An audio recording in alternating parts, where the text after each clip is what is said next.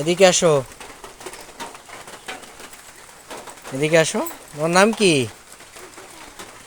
জি, Subrata. Howlader, cycle রেখে এদিকে আসো, একটু কথা বলি তোমার সাথে। আসো।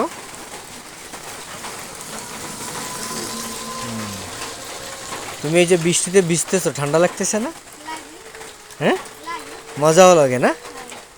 কিন্তু যে অনেকক্ষণ বৃষ্টিতে ভেজা ঠিক না, জানো?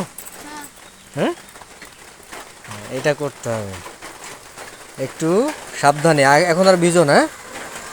এখন আর ভিজো না, বাসায় চলে যাও, ঠিক আছে? বন্ধুরা, একটাই মেসেজ দিতে যাচ্ছিলাম, সেটা হলো যে যে ছেলেটাকে আপনারা দেখতে পাচ্ছেন, এই বয়সটা একটা সময় আমাদেরও ছিল, আমরাও খুব মজা করতাম, বৃষ্টিতে ভিজতাম।